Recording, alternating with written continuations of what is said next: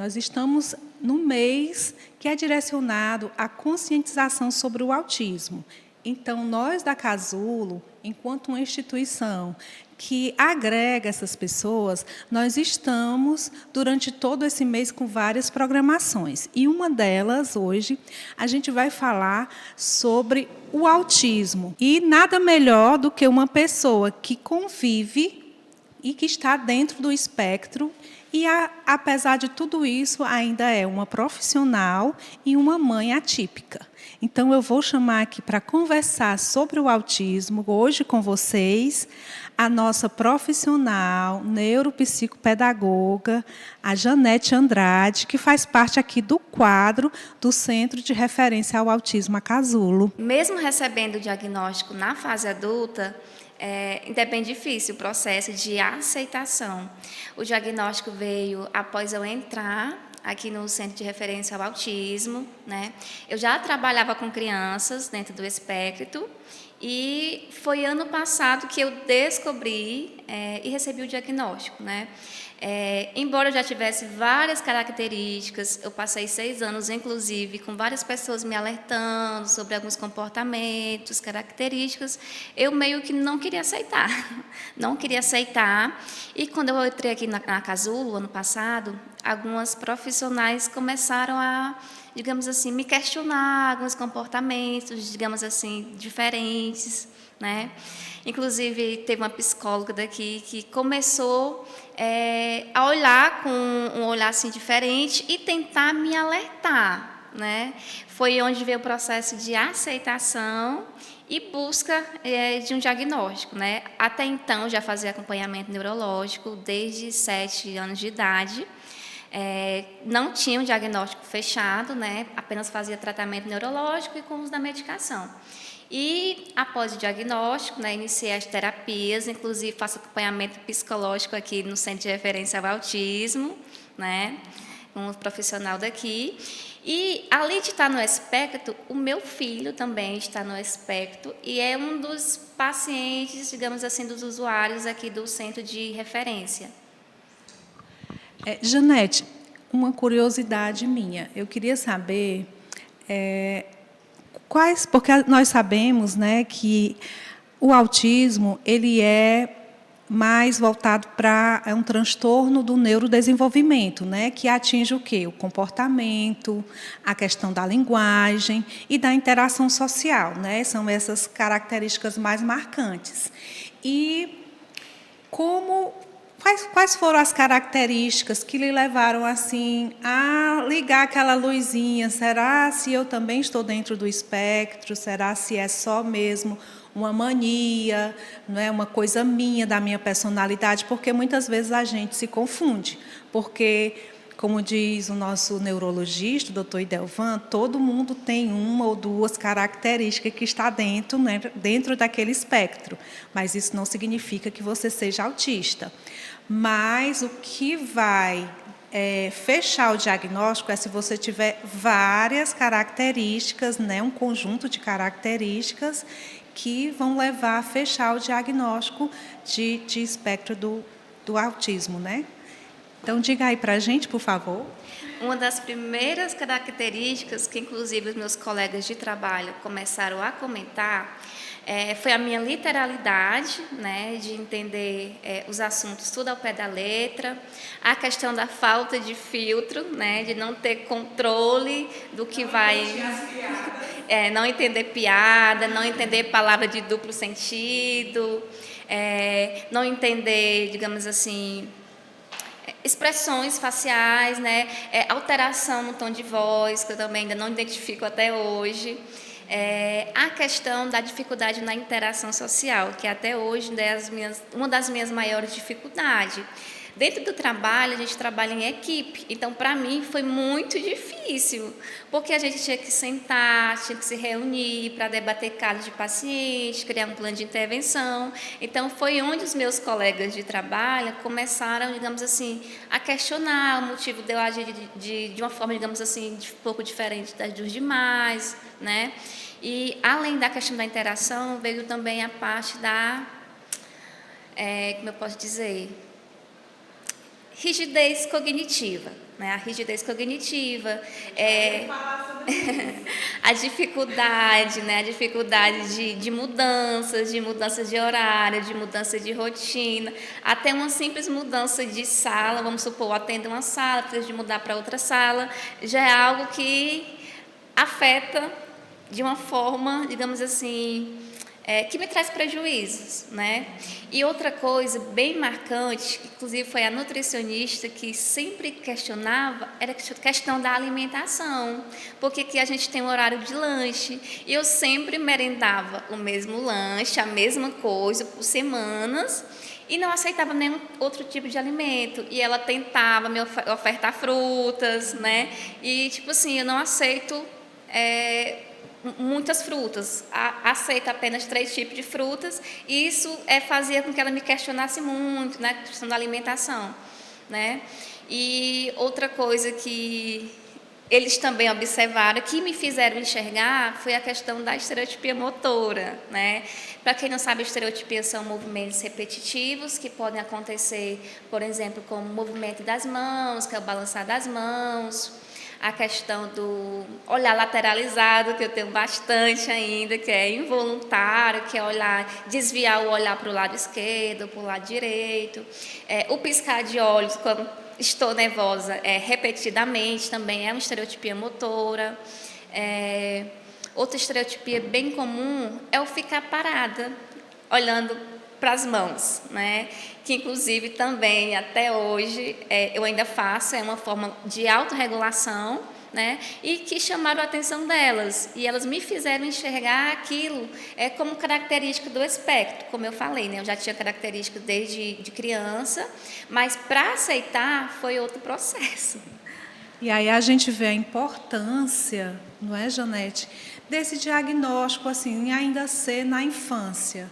Né? Porque essas habilidades que para o resto das pessoas, né, a maioria das pessoas são coisas simples, como uma mudança de sala, que eu, como coordenadora aqui, via que você ficava desorganizada totalmente, sem saber, né, quando ia para uma sala nova, quando estava num horário que não era o seu horário de rotina, né? Então, a gente via que são coisas simples do nosso dia a dia, mas que, como não foi trabalhado com uma pessoa que tem o espectro autista, ela tem uma dificuldade, né, de se abrir para o novo, né, de ver as coisas, porque nós vivemos num mundo em que nada é constante, né?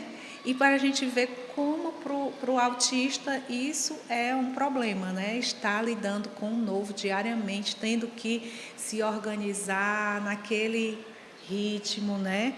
Então, é importante falar desse diagnóstico precoce, né? Que muitas vezes você tentou, né, mascarar, né, até às vezes por medo, né, do estigma, do preconceito, não é? E que a gente sabe que ainda existe muito dentro da nossa sociedade.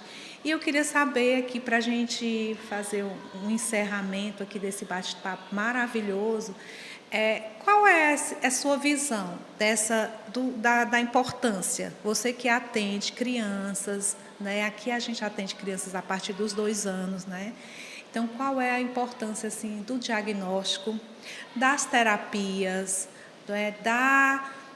no caso, porque às vezes a gente liga muito o espectro à medicação, mas nem sempre é preciso, né, intervir com a medicação, só nos casos mais, né, agravantes, mas que também é um parceiro que a gente não pode estar descartando. Então, passa essa mensagem para a gente da sua visão sobre esses aspectos do diagnóstico, das terapias, né, das atividades físicas, né, para uma pessoa que está dentro do espectro.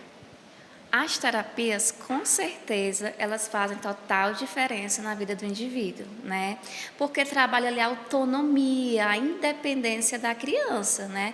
Assim, lembrando que aquela criança ela vai crescer e vai virar um adulto, né? E o espectro vai continuar lá, vai continuar dentro do espectro, vai continuar com prejuízo, mas com as terapias, esses prejuízos eles são reduzidos. né? Uma coisa muito importante você mencionar é a importância da terapia, porque eu não tive acompanhamento em questão de terapia na infância, né? O acompanhamento que eu tive foi neurológico, apenas à base de medicação. Eu não passei por esse processo de acompanhamento psicológico, acompanhamento, como eu posso dizer, neuropsicopedagógico, com terapeuta ocupacional. Eu não tive, foi só a base da medicação.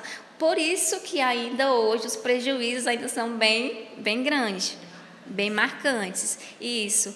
Então, assim, quando a gente inicia a estimulação precoce, o atendimento de forma precoce, vai reduzir, certo, os comprometimentos que aquela criança pode vir a ter. E uma coisa bem interessante mencionar é porque, assim, quando a criança, o indivíduo, ele não recebe o tratamento adequado, a tendência é o quê? Piora do quadro, né? E a presença de futuras comorbidades, que é o meu caso. Eu desenvolvi comorbidades, né? Por conta de não ter tido acompanhamento de forma precoce. Então, o acompanhamento, sim, ele faz total diferença na vida das crianças. E vai ser algo para o resto da vida. Exatamente, porque uma das comorbidades mais comuns é a ansiedade, né? Porque você tem que se planejar, sofre muito por antecipação. Ai, como é que vai ser isso? Será se eu vou conseguir? Será se eu vou dar conta? Então, isso já gera no indivíduo, né, uma ansiedade generalizada às vezes. Então, se você está na terapia, está conseguindo avançar nas novas habilidades, né? Porque isso é trabalhado também aqui na Casulo, essas habilidades, né? De um simples pentear o cabelo, se vestir, se sentar, tudo isso a gente trabalha aqui, né? Sem falar na fisioterapia, na psicologia, que também é de uma forma voltada para o autismo, que é dentro, né, da aba, né, que é análise do comportamento.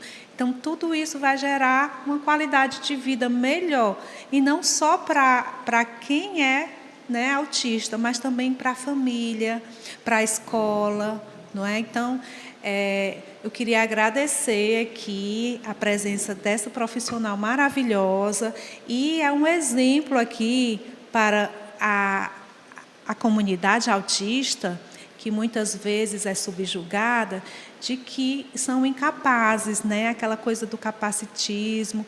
Então, a Janete é a nossa profissional, muito competente, muito querida, está dentro do espectro, traz o seu filho, que é o Eduardo, Luiz Eduardo, aqui para as nossas terapias, né? Ela é uma pessoa que entende muito do autismo já antes de saber que estava, né, dentro desse quadro de transtorno do espectro autista. Então, eu queria agradecer a Janete, né? Até porque ela faz parte aqui do nosso quadro e teve a coragem, né? Porque não é todo mundo que tem essa coragem. E está de parabéns, Janete. A gente tem muita admiração por você. Eu acho que também as mães, os pais que têm os filhos aqui, né, que fazem questão, que brigam às vezes por uma vaga. Não, eu quero a neuropsicóloga, eu quero a Janete. Então, para a gente é uma satisfação, e ela é um exemplo, né, bem claro de que o autista, ele tem capacidade, sim, cognitiva, ele tem capacidade de avançar, né? Porque tem os níveis do autismo, não é? Que são divididos em 3 níveis. Então, se a criança não participa das terapias, se a família negligencia, ela do nível 1 pode passar para o 2, né? E aí o suporte vai ter que ser mais, né, intensificado, não é, Janete? Você queria falar um pouquinho sobre os níveis? É importante só reforçar o que você já mencionou, o que acontece na prática, né? Quando uma criança, por exemplo, inicia ali as terapias, está no nível de suporte, por exemplo, 2. Com a terapia, a tendência é melhora, é evolução. Então, a criança acaba transitando dentro do nível de suporte. Por exemplo, uma criança que está no nível 3 pode ir para o nível 2 e até para o nível 1, certo? Assim como uma criança que não participa das terapias que faltam com muita frequência, né? Acaba tendo um prejuízo maior, podendo sim regredir do nível de suporte, inclusive. Porque tem pais que acham que só a medicação ajuda, né? Mas tudo é uma questão de estarem andando juntas, as terapias, as medicações e a família e principalmente a escola, não é? E a gente também tem que salientar que as meninas aqui da Casulo sempre estão transitando também nesse espaço escolar, até para fazer um trabalho com os alunos, né? Vocês, os pais, né? Inclusive, nós temos um grupo terapêutico para pais e mães de crianças que estão no espectro. O grupo funciona de 15 em 15 dias aqui na Casulo, no grupo da noite. Quem organiza o grupo atualmente é eu e a Andressa, psicóloga, certo? Então, quem quiser participar, o grupo também está atualmente aberto para outras mães que desconfiam que a criança esteja no espectro, né? Ou que não tem filho, mas que tem algum conhecido que também esteja no espectro, pode estar participando desse grupo, vai ser bem-vindo. E quem tiver alguma dúvida, pode deixar aqui embaixo a sua dúvida que nós vamos tirar. E lembrando que durante todo esse mês de abril nós vamos estar com uma pessoa diferente durante a semana para conversar e saber mais sobre o autismo, que ainda continua sendo um desafio muito grande, tanto do conhecimento, né, que faz com que as pessoas julguem, tenham preconceitos e desconheçam os direitos e os desafios de ser uma pessoa dentro do espectro autista, certo? Então, obrigada, Janete. Você quer finalizar com algo a mais? Só agradecer o convite, né? E lembrando que autismo, ele não tem cara, o autismo é um espectro, vai haver várias características comuns entre um e outro, mas assim também como características diferentes. Também aproveitar e agradecer à TV Canidé, né, que fez essa filmagem, né, que participou com a gente aqui desse momento, desse bate-papo. Tá? Obrigada a todos vocês.